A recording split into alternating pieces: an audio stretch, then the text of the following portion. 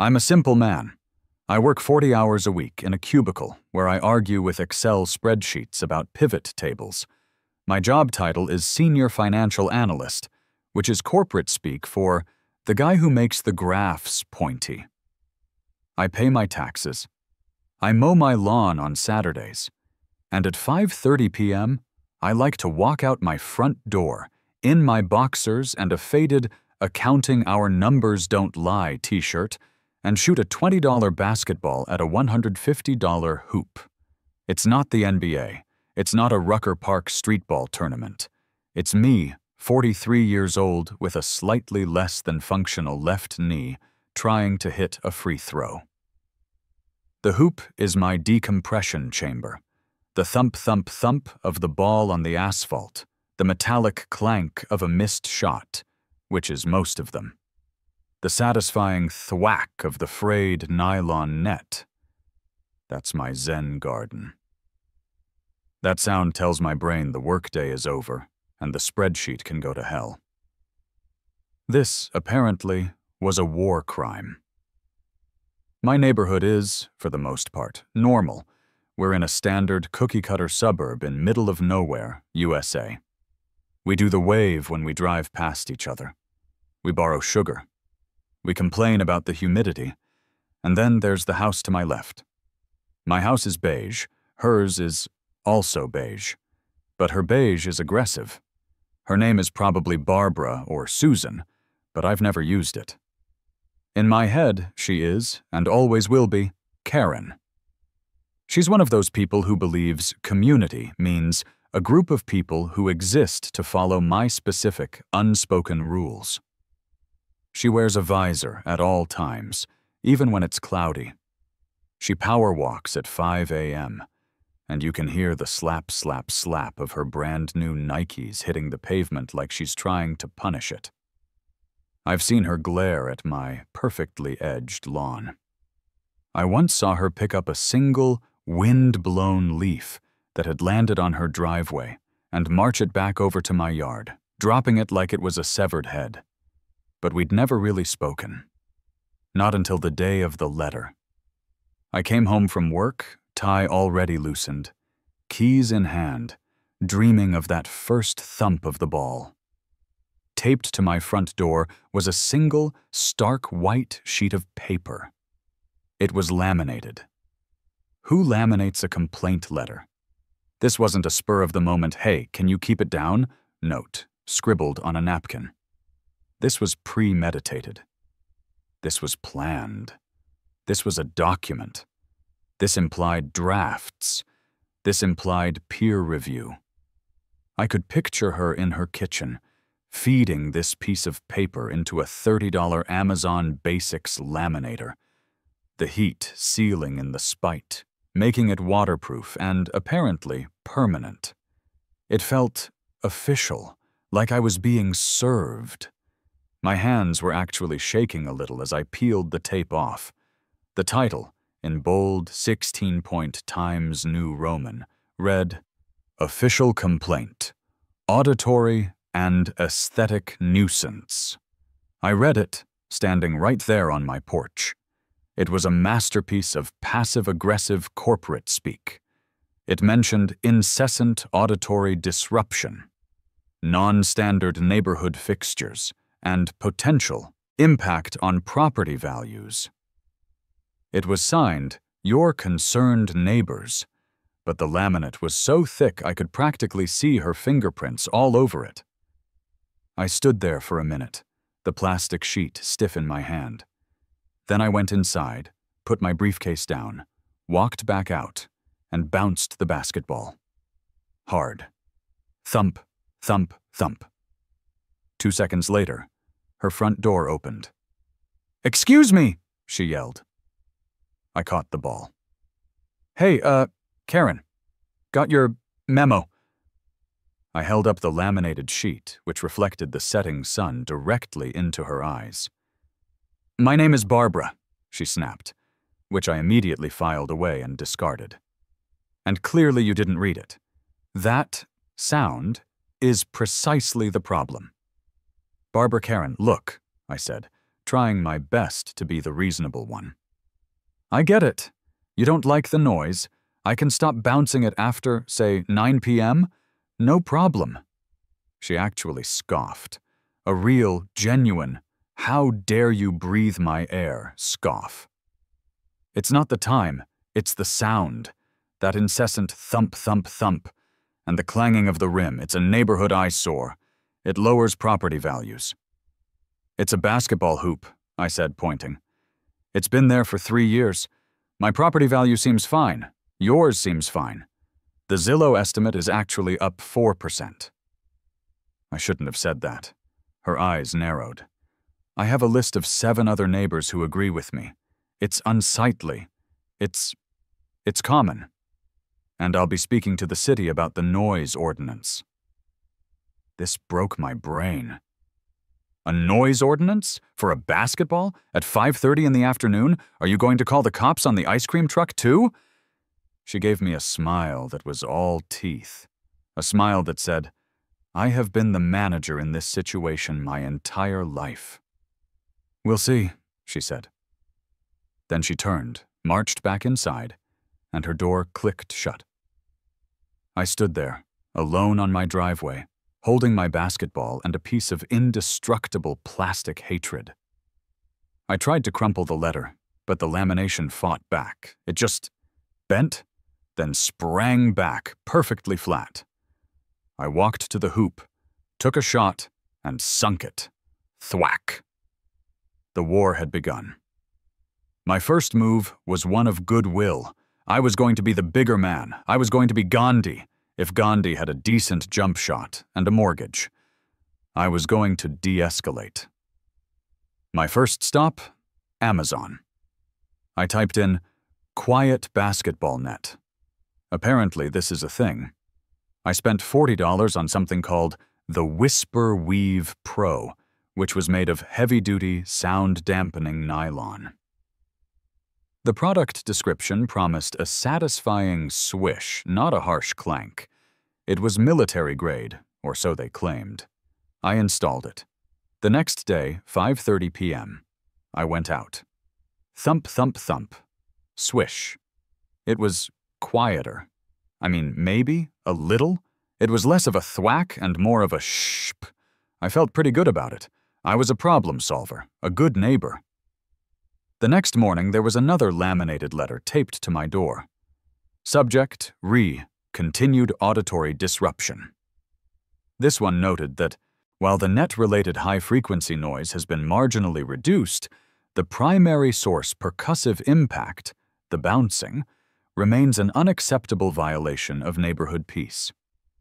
She used subject, She was treating our neighborhood dispute like a corporate email chain. I half expected her to CC a supervisor. Fine. She wanted to escalate? I'd escalate to full compliance. My next purchase made me sick to my stomach. It was a foam basketball. I'm not talking about a little Nerf ball. This was a regulation-size, high-density foam ball designed for silent, indoor dribbling. It cost $35, which is $15 more than my actual, perfectly good rubber ball. The box arrived. I took it outside. I looked at Karen's house. Her curtains twitched. I bounced the ball. There was no thump. There was just a puff. A sad, wheezing puff of air and foam hitting asphalt. It was like bouncing a giant marshmallow. It was depressing. It felt wrong. It was an insult to the memory of Dr. James Naismith. But I did it. For one solid week, I went out at 5:30 and sadly puffed my foam marshmallow at my $150 hoop. I hated every second. I hated the ball. I hated the hoop. But most of all, I hated her. Because I was being a good neighbor. I was playing by the rules. I had eliminated the noise. I had won. This, it turns out, was my critical mistake. I had assumed the problem was the noise. The foam ball was silent. It made no thump. It made no swish. So she changed tactics. A new letter. Laminated, of course. Subject: FW, Neighborhood Covenants. This time, it wasn't about the sound. It was about the visuals. It has come to my attention, it began, like a memo from HR, that the basketball structure is in violation of community aesthetic guidelines. She had attached a 10-page printout from a Neighborhood Covenants website. A quick Google search revealed it was for a gated community in Florida. We live in Ohio. The letter highlighted a section about non-permanent structures and recreational equipment being visually distracting. The foam ball was silent. So now the hoop itself was the problem. The goalposts hadn't just been moved, they'd been dismantled and shipped to another state. I was furious. I was vibrating with a specific kind of rage that only comes from dealing with someone who is aggressively and illogically unreasonable. I threw the foam ball into my garage. I grabbed my real ball. I went outside. Thump, thump, thump. It felt glorious. Then I called my friends. Dave, Steve, you guys busy? Want to come over and shoot some hoops? Dave and Steve are my work friends. They are, if possible, even more boring than I am. Dave is an auditor who wears socks with sandals unironically. Steve still uses a flip phone and brings a packed lunch to work every single day, usually a single unseasoned chicken breast and a bag of plain almonds. They came over. We were playing a sloppy game of 2-on-1. The action mostly consisted of us, arguing about new Excel formulas and missing layups. Dave, in the middle of a heated rant about VLOOKUP versus XLOOKUP, tried a dribble move, lost the ball, and it rolled into Karen's lawn. "I'll get it," I said, sighing. As I stepped onto her perfectly manicured grass, I heard a sound. It was distant, but growing closer. A siren. I froze. Dave and Steve froze. We looked at each other. "No," Steve whispered, clutching his almonds. "She wouldn't," Dave said. A police cruiser, lights flashing, pulled up to the curb. Karen called the cops. 2 officers got out. They looked exhausted. This was not a danger call. This was a "this is why I'm 3 years from retirement" call. The lead officer, whose name tag read Johnson, sighed so hard his mustache moved. "Afternoon, folks. We got a call about a gang-related disturbance." I looked at Dave, who was wearing a Taxman t-shirt, and again, socks with sandals. I looked at Steve, who was wiping ball sweat off his flip phone. "A gang?" I said, trying to keep my voice steady. "Officer, this is Dave. He's an auditor. The most dangerous thing he's auditing right now is my weak left-hand dribble. This is Steve. He's afraid of gluten." "Sir," Officer Johnson said, pinching the bridge of his nose, "they're being aggressive, and it's a nuisance." A voice shrieked from across the street.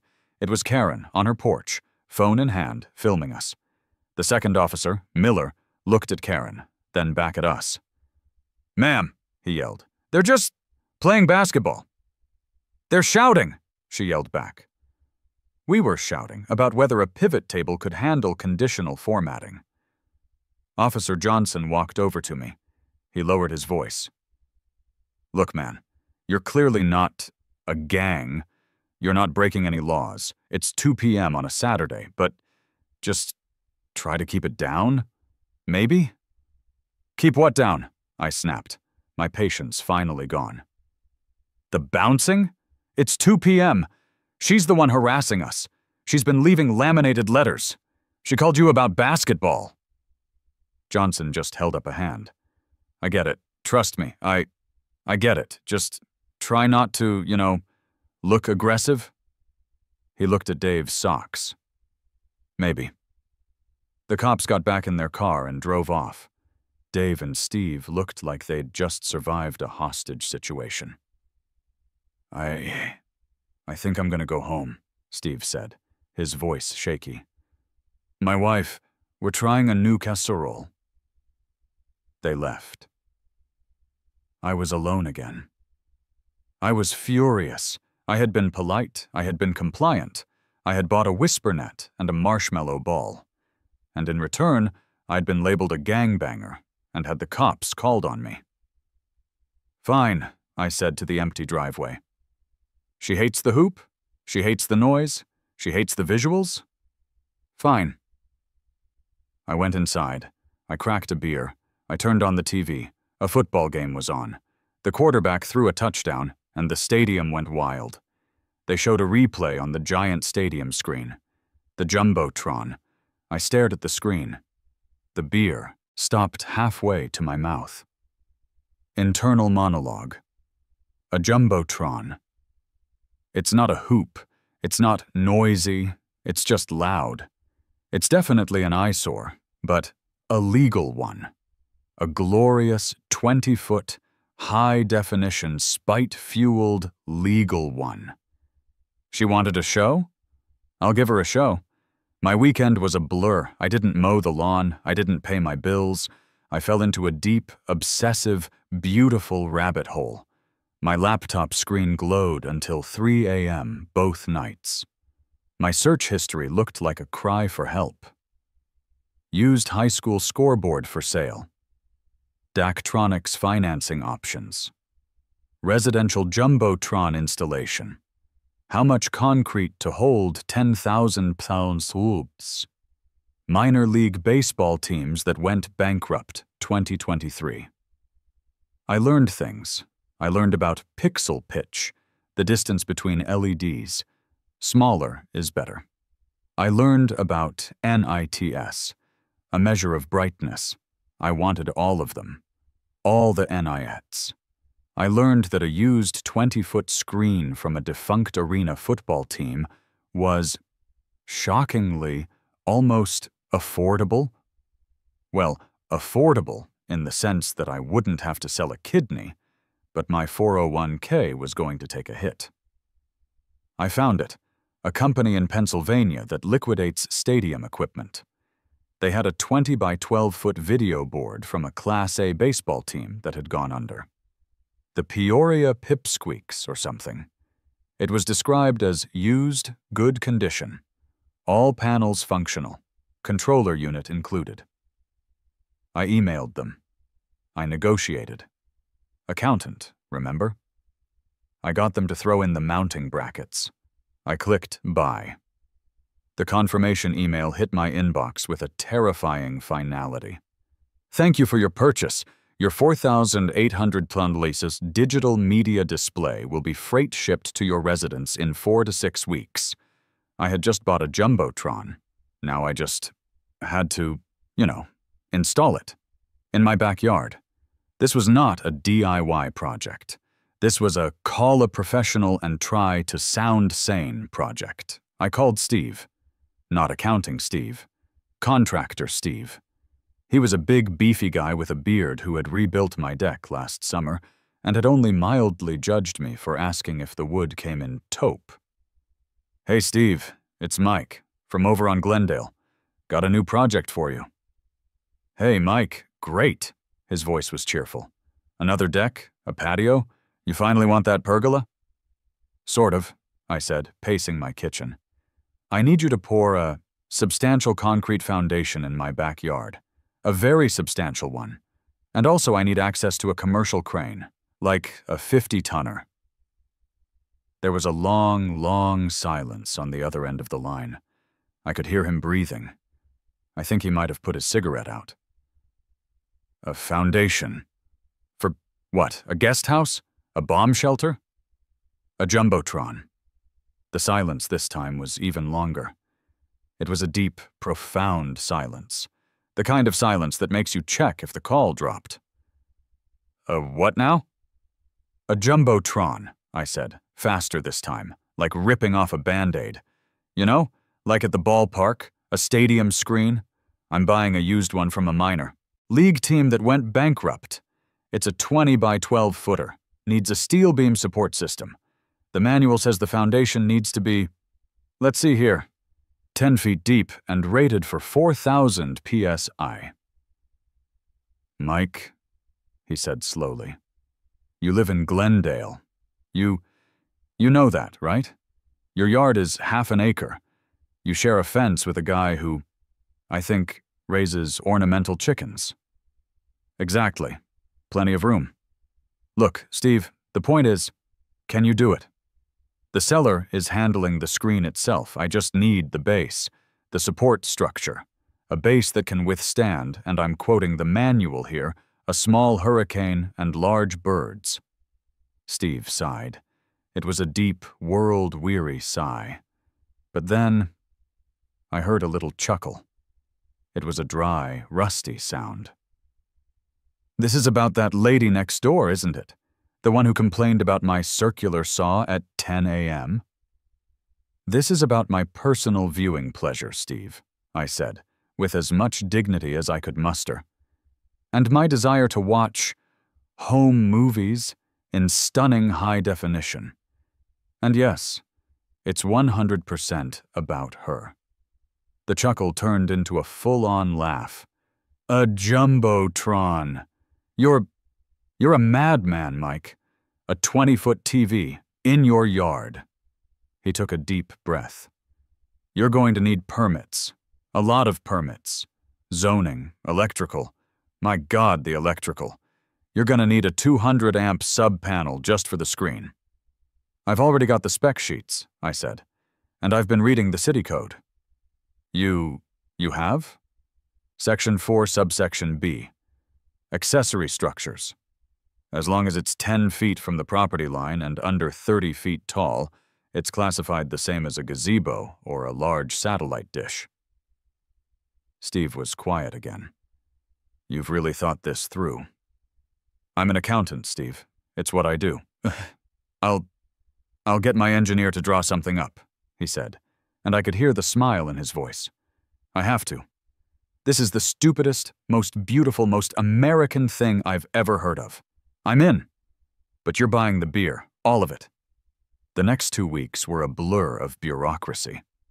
Steve's engineer, a woman who looked like she'd rather be designing bridges and who refused to make eye contact with me, drew up the plans.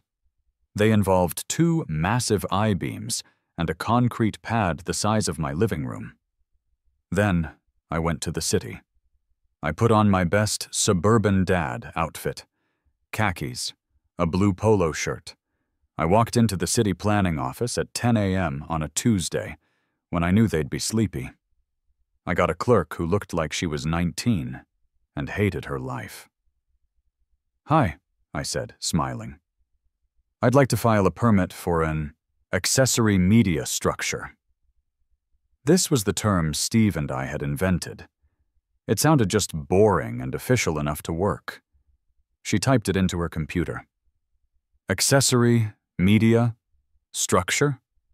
That's right, I said, pulling out the engineering plans.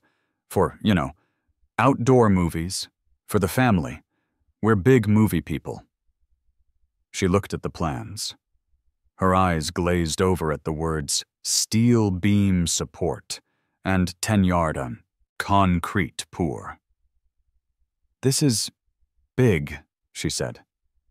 Well, I want it to be safe, I said, leaning in conspiratorially. For the kids. My kids. I don't have kids. And it's 28 feet tall? Gotta clear the trees, I said, nodding sagely, as if this was a common problem. You know how it is. You get behind a big oak, your whole picture is ruined. I guess? She looked through her binder. She found the accessory structure page. She read it. She looked at my plans. She read it again. Is it a commercial sign? She asked, her one moment of suspicion. Oh, heavens, no, I said, feigning shock. Strictly residential. Like a really, really robust television for, my daughter's, ballet recitals. She's very good. That seemed to do it. She stamped the first form. Okay, you'll need an electrical permit for the sub-panel. Got the application right here, I said, sliding it over. And the zoning variance for already filled out. Meets the 10-foot setback. She looked at my stack of perfectly filled out paperwork. She looked at the clock. It was almost 11, which was almost lunch. She sighed. And she stamped. She stamped everything. Okay, Mr. She looked at the form. Okay, Mike, you're approved. Just post the permit in your front yard. Will do, I said, my voice calm, even as my heart tried to hammer its way out of my chest. Thank you for all your help. I walked out of that office holding a stack of approved permits that were, for all intents and purposes, a declaration of nuclear war. Karen had no idea. She was probably at home, laminating a complaint about a neighbor's wind chimes. The trucks were coming. The day arrived. It was a beautiful, sunny, cloudless Thursday. A perfect day for raising a monument to spite. It started with the sound. At 8:03 a.m., the entire neighborhood was jolted awake by the beep, beep, beep of a very, very large truck reversing, followed by the pneumatic HSSSS of air brakes. I was already on my porch, coffee in hand. A massive flatbed truck, the kind you see hauling bulldozers, was attempting to navigate our quiet suburban street. On its bed, covered in a blue tarp, was a shape the size of a Ford Explorer. Following it was a second truck, this one with a massive folded crane arm. Neighbors, confused and blurry-eyed, started emerging from their houses in bathrobes. Mr. Henderson from across the street, who was 70 and perpetually watering his roses, just stopped. His hose went limp in his hand. Steve's team was already there. His guys, all of whom looked like they could bench press my car, were gathered around the massive roped-off square in my backyard. For the past week, we'd been telling everyone it was a koi pond installation. The massive 10-foot-deep hole filled with a web of rebar and, as of yesterday, 10,000 pounds of cured concrete should have been a clue. And then she appeared. Karen. She came out on her porch, coffee mug in hand, wearing her pink magenta tracksuit. She had a look on her face. It was smug. She looked at the trucks, at the commotion, at me. She smiled. She thought I was being forced to remove the basketball hoop. She thought her laminated letters and her cop calling had finally worked. She thought she had won. She raised her coffee mug to me in a little cheers, her face a mask of triumphant condescension. Oh, this was going to be so much better than I'd even imagined. I just smiled back and took a sip of my coffee. The crane truck positioned itself on the street, deploying its outriggers with hydraulic thunks that shook the pavement. The crew unstrapped the tarp from the flatbed. And then the lift began. The crane's engine whined, the arm extended, and the heavy-duty straps were attached to the object. Slowly, slowly, the crane lifted the massive black thing off the truck. It was bigger than my garage. It rose up, up, up, over the roof of my house, a giant black rectangle against the blue sky. It blotted out the sun. A shadow fell over my yard, and then over her yard, over her prize-winning, meticulously cared-for petunias. I watched her face. The smug smile froze. The coffee mug stalled halfway to her mouth. Her brain, you could see it buffering, trying to process the data. Truck, crane, big, black, square, and then it clicked. The coffee mug just dropped. It fell from her limp fingers and shattered on her perfect brick porch, splashing lukewarm coffee all over her white sneakers. Her face went through the 5 stages of grief in about 4 seconds. Denial, blinking, shaking her head. That can't be. Anger, face turning a shade of red that clashed horribly with her tracksuit. Mouth opening, but no sound coming out. Bargaining, looking up at the sky, probably wondering if she could appeal to God, the city, the UN. Depression, a sudden, total slump of the shoulders. A look of existential defeat. Rage. And we're back to rage. Pure, unadulterated, apoplectic rage. Her face contorted into a silent shriek. "What?" The shriek was no longer silent. "What is that?" The crew in my backyard, guided by Steve, motioned to the crane operator. The massive screen was lowered, inch by inch, onto the 2 giant steel I-beams that were now sticking out of the concrete slab. There was a clang as metal met metal, a sound that echoed down the entire street. "You can't do that!" she shrieked. I just heard a distant beep-boop sound. She was, of course, calling the cops. Again. I heard the sirens within 5 minutes. She must have them on speed dial. The same cruiser. Johnson and Miller. They pulled up, got out, and just stared.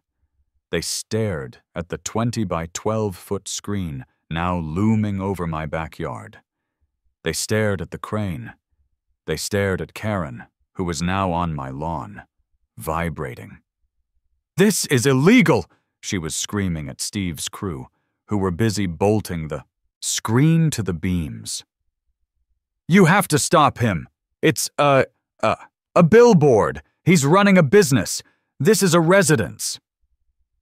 Officer Johnson looked at me. I was still on my porch, enjoying my coffee. He just looked so tired. He looked like he'd seen everything. And this was somehow more. "Morning, officers," I said, giving a polite little wave. "Beautiful day, isn't it? Just installing my new TV. Bit of an upgrade from the 55-inch. Officer Miller, the younger one, actually coughed to cover a laugh. Johnson just glared at him. "Sir," Johnson said, walking up to my porch. What is this? You can't just—" "It's all good, officer," I said cheerfully. I reached behind my mailbox where I'd left the folder. "Got the permits right here." I handed him the folder. And on the very top, in its own protective sleeve, was the pièce de résistance. I had laminated the building permit. Johnson took it from me. He stared at the lamination. He looked at me. I just smiled. He read the permit. He read it again. He looked at the giant thing in my yard, then back at the paper. "An accessory media structure?" "That's right," I said. "For my daughter's ballet recitals." But it's gigantic!" Karen shrieked, her voice cracking. Officer Johnson sighed. He walked over to his partner. I couldn't hear what they were saying, but I saw Miller unfold the engineering plans. I saw Johnson point at the city-approved stamp. I saw Miller look at the setback measurements on the plan, then pace off the distance from the screen to the fence. He came back and shrugged. Johnson pinched the bridge of his nose. He walked over to Karen. "Ma'am, Mrs. Barbara." "It's Ms." "Okay, ma'am," he said, his voice devoid of all life. "I've reviewed the permits. It's approved. It's an accessory media structure. It meets the setback requirements. It's to code. But it's illegal! No, ma'am. It's apparently legal. There is, and I cannot believe I'm saying this, literally nothing we can do. It's his property. It's a structure. Karen just stood there, her mouth opening and closing, making little goldfish sounds. She had been so thoroughly, completely, and bureaucratically defeated. She had lived by the code, and now she was going to die by the code. The crane arm retracted. The trucks packed up. Steve's crew started running the massive, thumb-thick electrical conduit. Officer Johnson turned to leave. He stopped, looked at me, and just shook his head. "Try to, he said, gesturing to the 240-square-foot screen. "Keep the light pollution down." "Will do, officer," I said, giving him a salute. "Safety first." They left. Steve came over, wiping grease from his hands. "Well," he said, staring up at the screen. "It's up." "It's beautiful, Steve," I said, a tear almost in my eye. "You're a sick, sick man, Mike." "You're getting a very big Christmas bonus, Steve." He nodded, satisfied. "I'll have the electricians finish the hookup by 5. She's all yours." The hookup was complete by 4:58 p.m. The sun was beginning to dip. A crowd had gathered. It wasn't just my street. People from other streets had heard. There were at least 30 people on the sidewalk, all staring at the giant, blank, black rectangle in my backyard. Mr. Henderson had brought a lawn chair. Dave and Steve, the accountants, were there, looking pale and awestruck, clutching a 6-pack of light beer like it was a life raft. Karen was, of course, on her porch, staring. She hadn't moved in hours. She was just staring. I was in my living room, at my laptop. The control unit was hooked up to my Wi-Fi. I had a file ready to go. I took a deep breath. I clicked play. A low whir sound started up. It was the sound of 40 high-powered cooling fans kicking in. The entire neighborhood held its breath. And then light. It wasn't just bright. It was daylight. It was second sun has risen bright. My entire yard, her entire yard, the street, the trees, everything was bathed in a brilliant, beautiful 6,000 nit glow. The crowd on the street actually oohed. And what was the first thing I played? A 10-hour 4K resolution loop of the Yule log, in the middle of a 90-degree July evening. I walked outside, beer in hand, to admire my work. The giant, crackling fire lit up the entire neighborhood. It was magnificent. It was absurd. I looked over at Karen. She was just confused. Her rage had been replaced by a profound, baffled stillness. She was trying to understand why. Why a fire? After about an hour of the Yule log, I switched it up. I put on a 4K drone video of a serene, calming beach in Hawaii. Gentle waves. Palm trees. It was beautiful.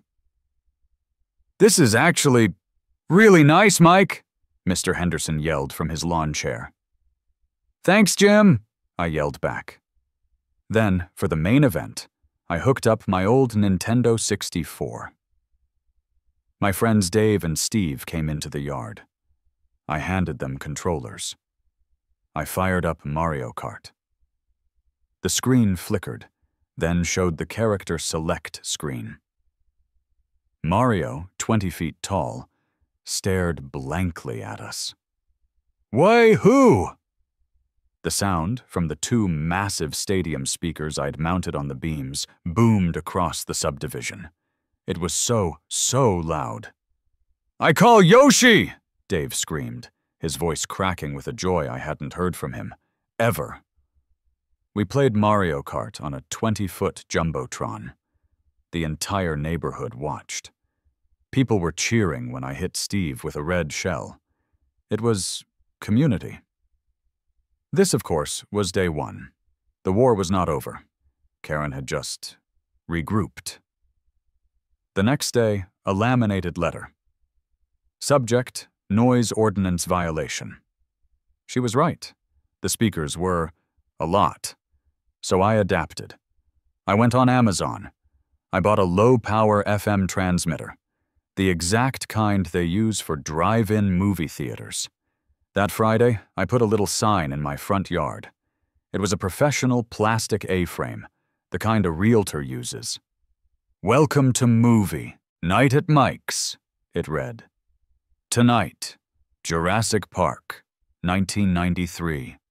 Tune your car radio or portable boom box to 88.5 FM for audio." That night, my street looked like a scene from Field of Dreams. People were parked in their cars, facing my house. Neighbors were in their front yards, sitting in lawn chairs with little radios. And my Jumbotron, it was playing Jurassic Park, silently. The only sounds were the crickets and the collective gasp from 30 people when the T-Rex showed up. I had created a silent disco drive-in movie theater, fueled entirely by spite. Karen was furious. The noise was gone. But the light. New letter. Subject, light trespass. She wasn't wrong. It was shining right in her bedroom window. She claimed it was disrupting her sleep, though I was pretty sure she never slept, but instead just powered down in a closet like a robot. I had to be a good neighbor. I called Steve. "Steve, it's Mike. I need an addition to the structure." "An addition," Steve said. His voice was flat. He was beyond surprise. "Let me guess. You want to add a second screen, on top of the first one?" "No, nothing like that. I need a light shield for my neighbor's privacy." "A what?" "A giant, retractable black tarp. On her side. You know, on a motorized track, so I can block the light from hitting her house. It's the right thing to do." Steve was quiet for a second. "So, you want me to build a 20-foot wide, 12-foot tall motorized curtain on the side of your Jumbotron?" "A light shield, Steve, for privacy." "Yeah, okay. Why not?" He built it. It was frankly an engineering marvel, and it was 10 times uglier than the Jumbotron itself. It was a massive, looming black rectangle that now permanently hovered over the property line. Even when the screen was off, this giant, ominous black tarp was just there. It made her side of the yard look like it was in permanent mourning. My fix had made the problem so much worse for her. My house became the hub. I hosted the Bachelor finale. My yard was full of people screaming, "He picked her?" I hosted the Super Bowl. My yard was full of people screaming, "They're not even trying to run the ball." I hosted Mario Kart tournaments. I hosted retro game nights. I became, accidentally, a community builder. People brought over potluck dinners. I knew more of my neighbors in those 2 months than I had in the previous 10 years. All because I was so committed to being petty. The climax. The final boss battle. It was a Saturday night. I was hosting the first ever Glendale Drive Halo tournament.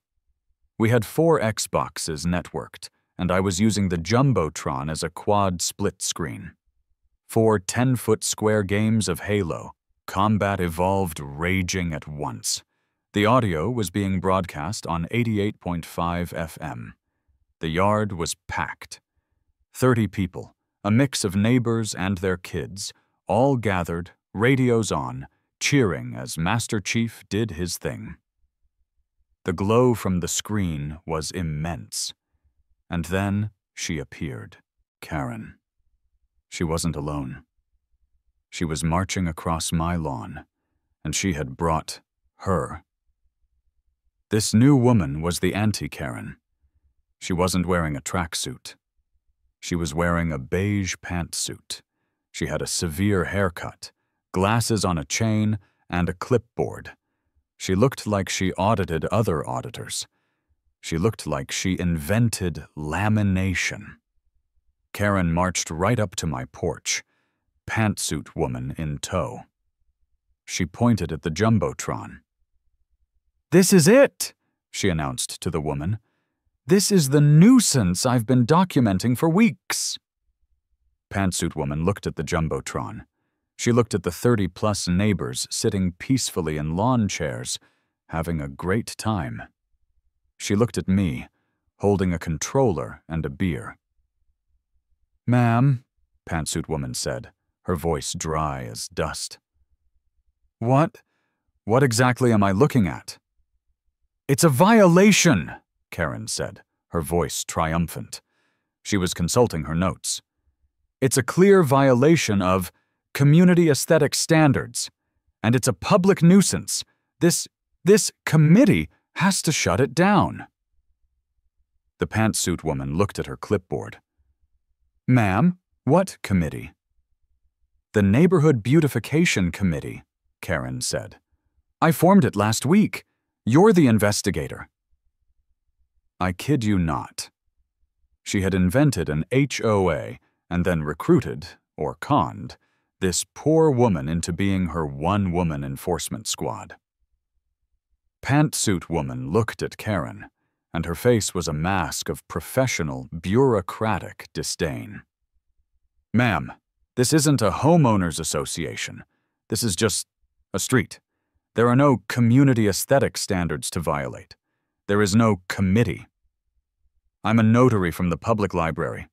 You paid me $50 to observe and document a property line dispute.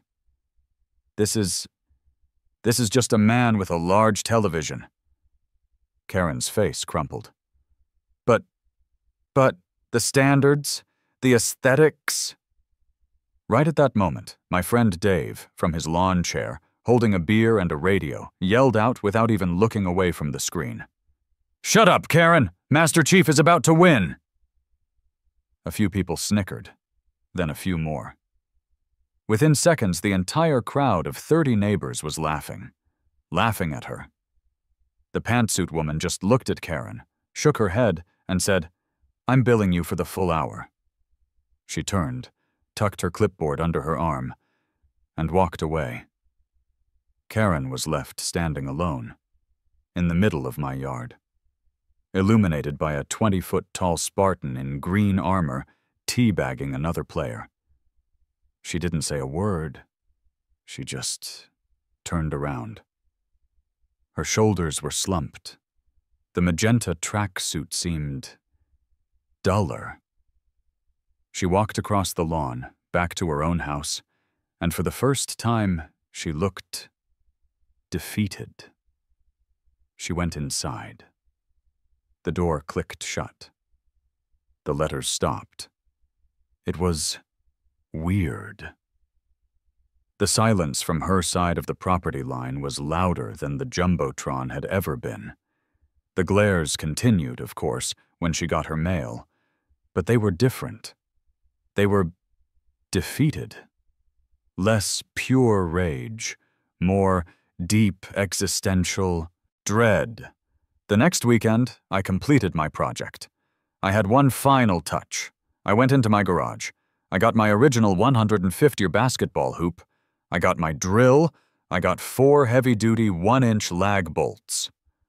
I walked over to the massive 12-inch thick steel I-beam that was holding up the Jumbotron. I bolted the basketball hoop directly to the side of the Jumbotron's steel support beam. It was perfect. It was the cherry on top of the spite sundae. My new normal is pretty great. I'm the Jumbotron guy. My power bill is, well, it's criminal. It looks like a car payment. And I'm pretty sure I'm personally responsible for blinding a few migratory birds and confusing the local bat population. But my neighborhood has never been closer. I still go out at 5:30 p.m. in my boxers to shoot hoops. I bounce the ball. Thump, thump, thump. I take a shot. Clank. I'm still not very good. And on the Jumbotron 20 feet above me is a live feed of me shooting hoops, captured by a little webcam I set up. An instant replay, just for me. Like I said, I'm a simple man. I just wanted to shoot my basketball. And now I can. And Karen? She put her house on the market last week. Seems she's not a fan of the new neighborhood aesthetic. Shame.